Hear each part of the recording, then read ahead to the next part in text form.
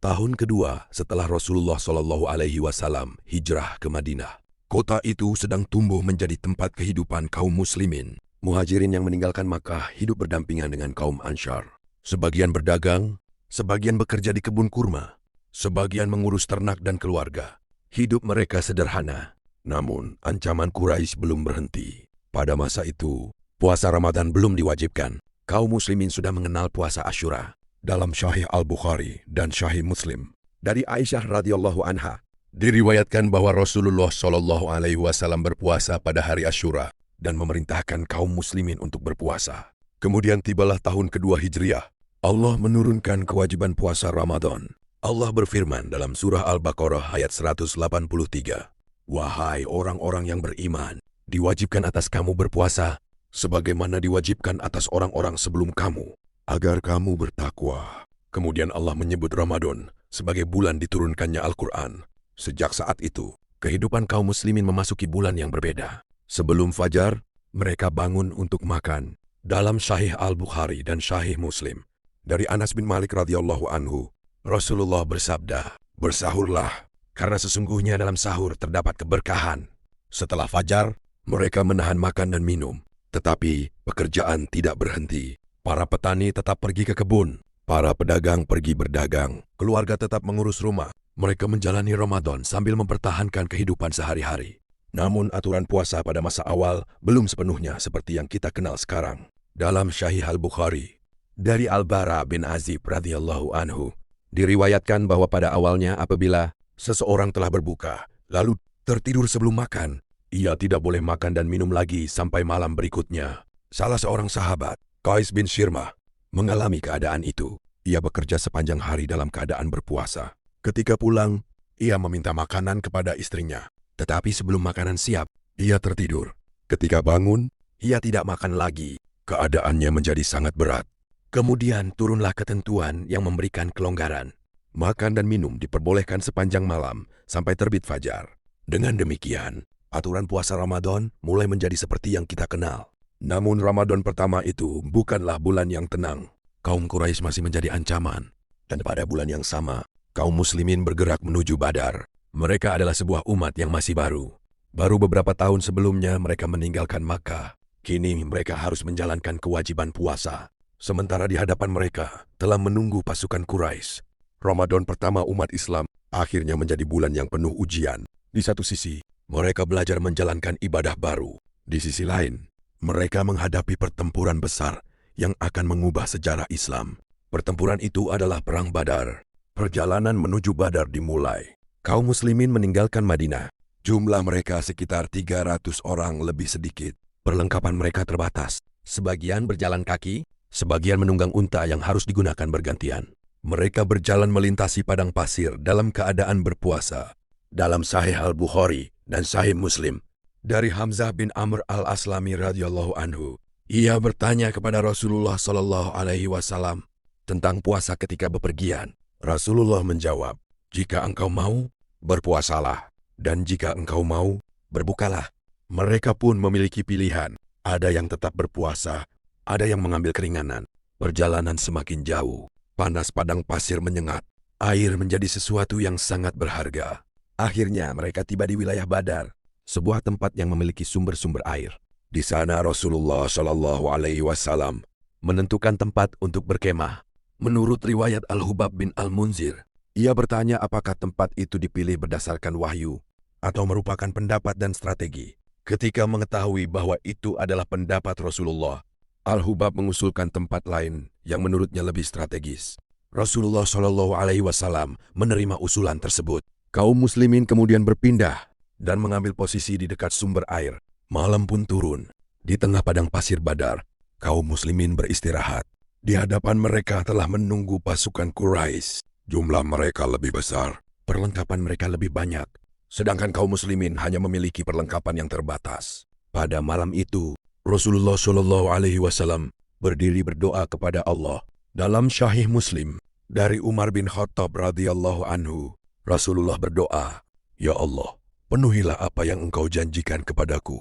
Ya Allah, berikanlah kepadaku apa yang telah Engkau janjikan." Beliau terus berdoa hingga Abu Bakar radhiyallahu anhu datang dan menenangkan beliau. Malam berlalu. Kemudian fajar menyingsing. Dua pasukan berdiri, saling berhadapan. Kaum muslimin melihat pasukan Quraisy di hadapan mereka. Hari itu bukan sekadar sebuah pertempuran. Itu adalah ujian besar bagi umat Islam yang masih sangat baru. Allah kemudian menyebut hari Badar sebagai Yaumul Furqan. Hari ketika Allah membedakan antara kebenaran dan kebatilan. Pertempuran pun dimulai. Dan di bawah panas matahari Badar, kaum muslimin yang jumlahnya sedikit itu menghadapi pasukan Quraisy. Di hadapan kaum muslimin, berdiri pasukan Quraisy yang jumlahnya jauh lebih besar. Di pihak kaum muslimin, jumlah mereka hanya sekitar 300 orang lebih sedikit. Hari itu mereka bukan hanya menghadapi musuh, mereka juga sedang menahan lapar dan haus karena Ramadan. Namun mereka tetap berdiri di medan Badar. Sebelum pertempuran berlangsung, Rasulullah SAW terus memohon pertolongan kepada Allah. Dalam Sahih Muslim, dari Umar bin Khattab radhiyallahu anhu, Rasulullah berdoa, "Ya Allah, penuhilah apa yang telah Engkau janjikan kepadaku. Ya Allah, jika kelompok kecil ini binasa, Engkau tidak akan disembah di bumi." Abu Bakar radhiyallahu anhu kemudian mendekati beliau dan menenangkan Rasulullah SAW. Allah kemudian memberikan pertolongan. Dalam Al-Quran, Allah berfirman bahwa Allah membantu kaum muslimin dengan para malaikat. Pertempuran berlangsung sengit. Kaum muslimin menghadapi pasukan Quraisy yang lebih besar. Namun perlahan keadaan berubah. Pasukan Quraisy mengalami kekalahan. Sebagian pemimpin mereka terbunuh. Sebagian lainnya melarikan diri. Dalam Sahih Muslim, dari Umar bin Khattab radhiyallahu anhu, disebutkan bahwa pada hari itu, kaum muslimin membunuh 70 orang dari pasukan Quraisy dan menawan 70 lainnya. Di antara orang-orang yang terbunuh terdapat Abu Jahal. Musuh yang selama bertahun-tahun memusuhi Rasulullah, akhirnya tewas di medan Badar. Hari itu berakhir dengan kemenangan kaum muslimin. Tetapi bagi mereka, kemenangan itu bukan alasan untuk menyombongkan diri. Mereka tahu bahwa jumlah mereka sedikit. Perlengkapan mereka terbatas. Dan mereka telah menyaksikan pertolongan Allah. Al-Quran menyebut peristiwa itu sebagai Yaumul Furqan. Hari pembeda antara kebenaran dan kebatilan. Setelah pertempuran selesai, kaum muslimin mengurus orang-orang yang gugur dan para tawanan. Mereka juga mengumpulkan harta yang ditinggalkan pasukan Quraisy. Namun persoalan baru muncul. Bagaimana harta rampasan perang itu harus dibagikan? Dan bagaimana dengan para tawanan Quraisy? Peristiwa Badar ternyata belum selesai ketika pertempuran berakhir. Masih ada wahyu yang turun. Masih ada keputusan yang harus diambil. Dan bagi kaum muslimin yang baru saja melewati Ramadan pertama mereka, Badar menjadi pengalaman yang tidak mungkin mereka lupakan. Mereka memasuki Ramadan sebagai umat yang sedang belajar menjalankan kewajiban baru. Mereka keluar dari Badar sebagai umat yang baru saja mengalami salah satu peristiwa terbesar dalam sejarah mereka. Tetapi kehidupan Ramadan belum berhenti. Setelah Badar, syariat puasa akan terus dijalani dan dijelaskan dalam kehidupan Rasulullah. Dan dari sanalah kita akan melihat bagaimana Ramadan pada masa Rasulullah SAW semakin lengkap, seperti yang dikenal umat Islam hingga hari ini. Setelah Badar berlalu, kehidupan kaum muslimin kembali berjalan. Mereka kembali ke Madinah. Kebun-kebun kurma kembali dirawat. Pasar kembali ramai. Keluarga kembali berkumpul. Tetapi Ramadan telah mengajarkan sesuatu yang lebih dalam. Puasa bukan sekadar meninggalkan makan dan minum. Dalam Sahih Al-Bukhari, dari Abu Hurairah radhiyallahu anhu, Rasulullah SAW bersabda, "Puasa adalah perisai. Maka apabila seseorang sedang berpuasa, janganlah ia berkata kotor dan jangan bertengkar. Jika ada orang yang mencaci atau mengajaknya bertengkar, ia diperintahkan mengatakan, 'Sesungguhnya aku sedang berpuasa.' Jadi, puasa juga mengubah cara seseorang menghadapi manusia. Lapar dan haus hanyalah bagian yang terlihat. Yang lebih penting adalah apa yang terjadi di dalam diri. Ramadan juga bukan hanya tentang siang hari. Malamnya memiliki kehidupan sendiri. Kaum muslimin bangun untuk makan sahur. Mereka berbuka ketika matahari telah terbenam. Kemudian sebagian dari mereka menghidupkan malam dengan sholat. Dalam Sahih Al-Bukhari, dari Abu Hurairah radhiyallahu anhu, Rasulullah SAW bersabda, "Barang siapa melakukan qiyam Ramadan karena iman dan mengharap pahala, maka dosa-dosanya yang telah lalu akan diampuni." Pada masa Rasulullah, qiyam Ramadan atau tarawih tidak selalu dilakukan dalam satu jamaah sepanjang bulan. Beliau pernah sholat malam bersama para sahabat. Di hari yang lain, beliau meninggalkan mereka karena khawatir. Sholat itu diwajibkan atas umatnya. Dalam Sahih Al-Bukhari, Aisyah radhiyallahu anha juga meriwayatkan bahwa Rasulullah tidak menambah sholat malamnya lebih dari 11 rakaat, baik pada Ramadan maupun di luar Ramadan. Malam-malam Ramadan kemudian menjadi waktu untuk membaca Al-Quran, berdoa, sholat, dan beristirahat. Sedangkan siangnya diisi dengan pekerjaan dan puasa. Beginilah Ramadan tumbuh dalam kehidupan umat Islam. Ia bukan hanya sebuah kewajiban yang dimulai ketika fajar. Ia adalah satu bulan penuh yang mengatur hubungan manusia dengan makanan, keluarga, pekerjaan, ibadah, dan hawa nafsunya. Dan semakin banyak Ramadan dilalui, semakin jelas pula bentuk kehidupan umat Islam di dalamnya. Ada sahur, berbuka, puasa, qiyam atau tarawih, dan sedekah. Dan ada malam yang jauh lebih istimewa daripada 1000 bulan. Malam itu adalah Lailatul Qadar. Ramadan semakin mendekati akhir.